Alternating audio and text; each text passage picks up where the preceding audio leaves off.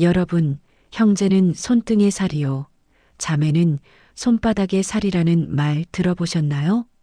저는 그 말을 철석같이 믿었습니다. 어려서부터 함께 자란 오남매, 부모님 돌아가신 후에도 우리는 끈끈할 줄 알았죠. 73세, 남편과 사별하고 몸이 불편해지자 제일 먼저 찾은 게 형제들이었습니다. 우리가 있잖아. 그 말 한마디에 제 전 재산 3억을 형제들과 나눠 쓴 결과가 법정 다툼일 줄은 꿈에도 몰랐습니다. 오늘 제 인생에서 가장 뼈아팠던 형제 간의 배신과 그 속에서 찾은 진짜 가족의 의미를 말씀드리려 합니다. 부모님 제사를 치르던 날, 우리 오남매는 손을 꼭 잡으며 다짐했습니다. 우리끼리는 끝까지 의지하자. 남들처럼 싸우지 말자. 그런데 그 약속은 딱 1년을 못 가더군요. 시작은 작은 돈 문제였습니다. 둘째 동생이 사업 자금이 필요하다며 1,000만 원만 빌려달라고 했습니다. 형제인데 이 정도야 뭐 했죠. 그 다음은 막내 여동생이었습니다. 손주 학원비가 모자란다며 500만 원을 달라더군요. 언니, 우리 엄마 아빠 없잖아. 언니가 엄마야. 그 말에 또 졌습니다. 그렇게 1년 사이에 제 통장에서 5천만 원이 빠져나갔습니다. 제가 무릎 수술을 받게 됐을 때였습니다. 혼자 사는 저는 퇴원 후 한 달 정도 누군가 돌봄이 필요했습니다. 첫째 오빠에게 전화했죠. 오빠, 내가 수술하는데 며칠만 좀 도와줄 수 있어? 돌아온 대답은 차갑더군요. 야, 나도 내 몸 하나 추스르기 바쁘다. 요양보호사 쓰면 되잖아. 둘째 동생은 더했습니다. 누나 돈 많잖아. 그 정도는 알아서 해야지. 결국 저는 혼자 힘으로 병원 생활을 견뎠습니다. 밤에 화장실 가는 것도 밥 먹는 것도 혼자였습니다.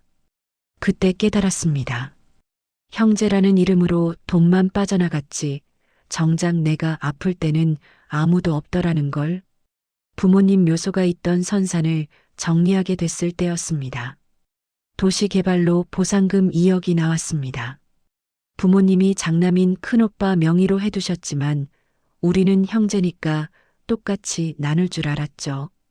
그런데 큰오빠는 변호사를 대동하고 나타났습니다. 이건 법적으로 내 땅이야. 너희들 욕심내지 마. 둘째 동생은 또 다른 변호사를 데려왔습니다. 형, 우리도 권리가 있어. 법정 가면 돼. 막내 여동생은 울면서 전화를 걸어왔습니다. 언니, 나는 언니 편이야. 근데 나도 사정이 어려워서 내 몫만 챙겨줘. 저는 그 자리에서 말했습니다. 다들 알아서 하세요. 저는 한 푼도 안 받겠습니다. 사실 신호는 진작부터 있었습니다. 명절 때마다 누가 더 많이 냈네, 적게 냈네 말이 나왔습니다. 제사 비용 이야기만 나오면 모두들 입을 다물었습니다. 부모님 살아계실 때는 효도하는 자식이라며 서로 치켜세웠지만 돌아가시자마자 내가 더 고생했다는 말만 나왔습니다. 형제간 카톡방도 점점 조용해졌습니다. 생일 축하 메시지도 뜸해지고 안부 인사도 사라졌습니다. 바쁘다는 핑계 뒤에는 귀찮다는 본심이 숨어 있더군요. 저는 그날 이후 결심했습니다. 형제에게 기대지 않겠다고. 남은 돈으로 제 노후를 단단히 준비하기로 했습니다. 첫째, 매달 나오는 연금을 만들었습니다. 은행에 가서 월 150만 원씩 나오는 즉시연금에 가입했죠. 둘째, 건강검진을 빠짐없이 받습니다. 형제들 눈치 볼 필요 없이 아프면 바로 병원 갑니다.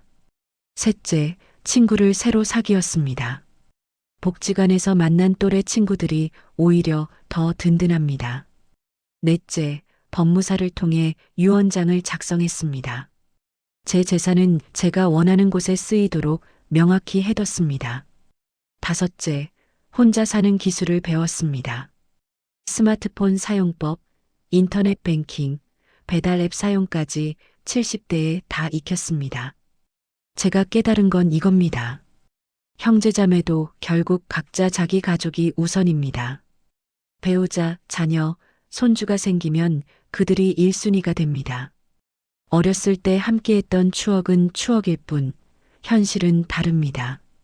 특히 돈 문제가 개입되면 형제도 남만 못합니다. 부모님 유산, 집 문제, 간병 분담, 제사 비용, 이런 것들이 형제를 갈라놓습니다. 더 슬픈 건 나이 들수록 만날 일도 없어진다는 겁니다. 각자 사는 곳이 다르고 몸도 불편하고 연락하기도 귀찮아집니다. 명절에 보자던 약속도 점점 무거워집니다. 결국 70대, 80대가 되면 1년에 한두 번 보는 사이가 됩니다. 하지만 저는 이제 괜찮습니다. 형제에게 기대를 버리자 오히려 마음이 편해졌습니다.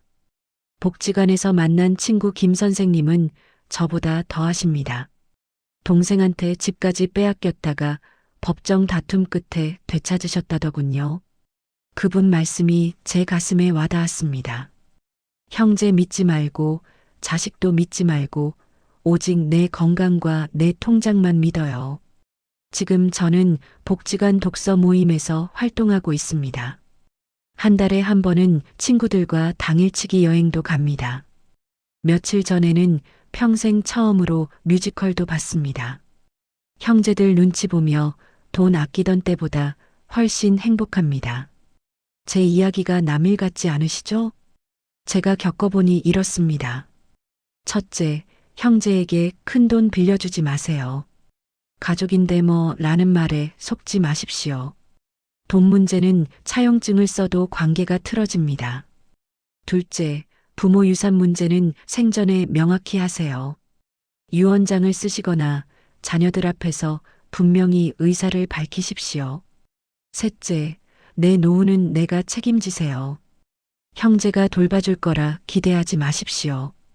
각자 사정이 있습니다. 넷째, 혼자서도 생활할 수 있는 능력을 키우세요. 스마트폰, 인터넷, 병원 예약, 이런 것들 하나씩 배우십시오. 다섯째, 새로운 관계를 만드세요. 복지관, 경로당, 동호회, 어디든 나가서 사람을 만나세요. 혈육보다 더 든든한 친구가 생깁니다.